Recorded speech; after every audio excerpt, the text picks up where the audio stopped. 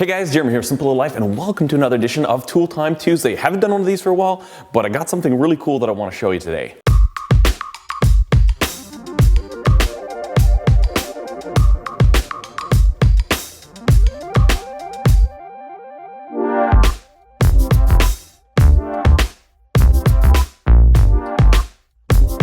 Today we're going to take a look at a checkering file, but before we get to that, let's check out a couple of viewers' knives. The first knife we'll look at is sent to me from Harrison. He's a 29-year-old knife maker from Australia. This is the first knife he's ever made, and he used a filing jig. He filed the bevels all by hand, and he actually did this one out of mild steel, and he says he's just practicing and currently acquiring tools so that he can start working with some higher carbon steels. I think this is a great looking knife, nice jimping on there, just fantastic. Absolutely, Harris, go ahead and get some decent carbon steel so you can harden it up and have a really great usable knife, but this looks fantastic.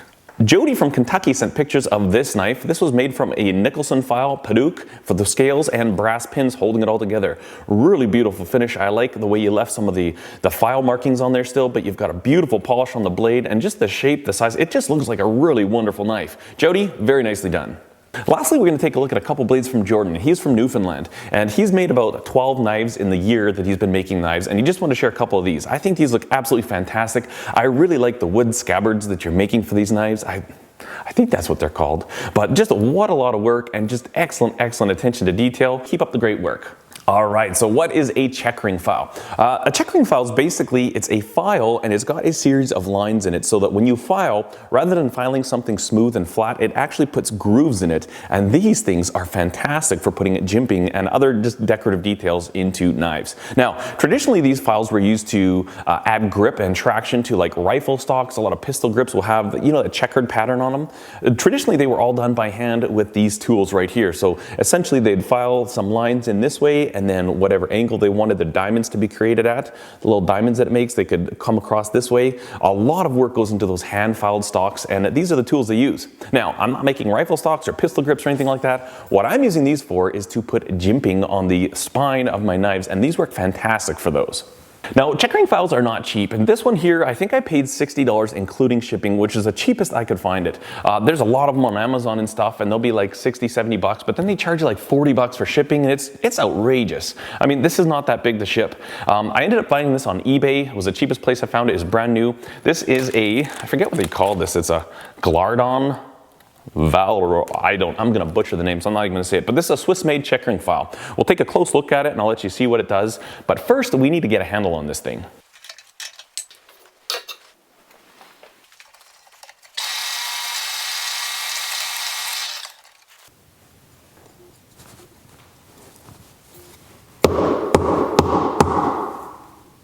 Okay, so that's not a proper handle. I need to go buy a proper handle, but files are really dangerous to use without a handle.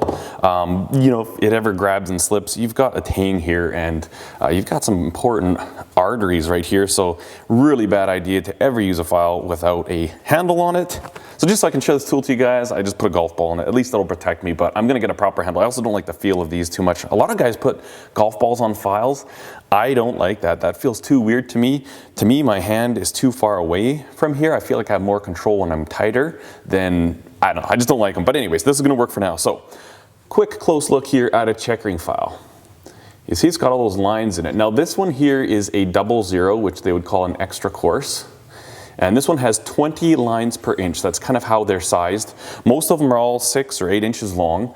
And you can get anywhere from, I think they go from 20, I think this is about the coarsest you can get, right up to like 75 lines per inch. And I think 20 is pretty decent for using like jimping on a knife. Now, a lot of guys will actually use file guides when they're using these. I don't like to. I mean, I've just tried it a few times freehand and I find it works quite well. So I've got this little knife here. This is a minimalist EDC blank, ready to go. Haven't ground it yet. This is in Nitro V. And we're gonna just try and add some jimping. I've actually never used this on a knife. I've tested it on pieces of metal before, but never tried to do it on the spine of a knife. So let's set this up and we'll see how it works. Okay, so I've marked out roughly where I want my jimping to be, something like that. We'll stick this in there, and again, never actually done this on a knife, but we're just going to try it.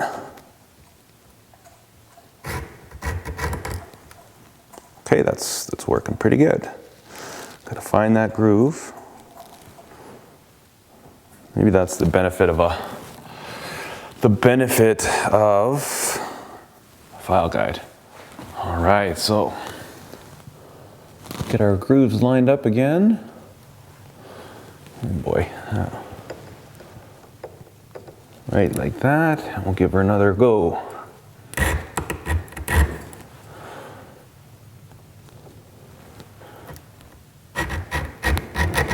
And obviously, again, these are like all files, they cut in one direction only. So we're just using a pushing motion, we're not pulling back on it. These in particular, because these teeth seem a little delicate to me, to tell you the truth.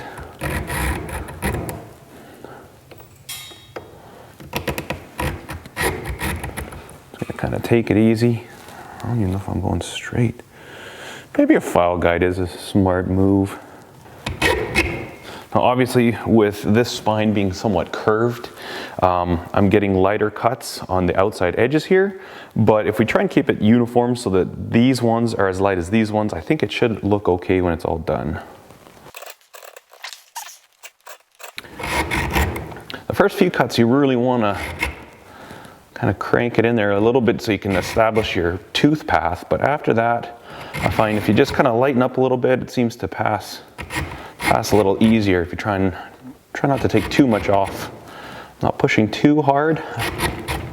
And obviously I still want it to cut, but I'm not cranking on it. Now you think about how much setup this would take in a milling machine or something like that.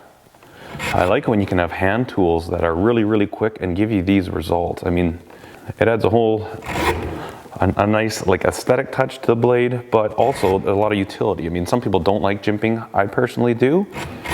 If it's done correctly, you don't want it to be abrasive, you don't want it to be sharp or uncomfortable, but it is nice to have a good little purchase there for your thumb and give you a little more control over the blade.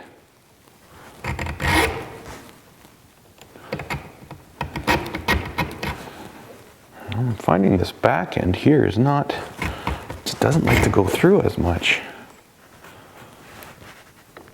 Obviously you check to make sure you're keeping it clean as you go. Okay, I'm gonna call that right there. All right, here's a look at the final product. Doesn't it look good? You think how little effort we just put into that. And a very nice, very professional touch. Location is really good. I mean, when I hold this blade right here, you see it starts there. You know, we got the main portion, the contact portion of our thumb, and I really like it. It's not really aggressive. I mean, it's not gonna cut you, it's not gonna be uncomfortable, but it's gonna give just the right amount of little grip. Just a nice little detail you can add to your knives. You think about that, for what did that take? A couple of minutes with a checkering file, and to be able to put detail like that on your knife. Also, a lot of people dress up their blades. You know, you could add some at the back here, in other places. Some people do larger sections. You could do a few sections on bigger blades. Just really, really handy tool. I've waited for a long time for one of these. Primarily, again, like I just couldn't find one. I wasn't gonna spend over $100 to get one of these. And like I said, I think all in, including shipping, this was $60 Canadian, which is still pretty expensive, but I'm really happy I got it. I think if I look after it well, it should last me a good long time. And I sure like that, I tell you what. I think that looks fantastic.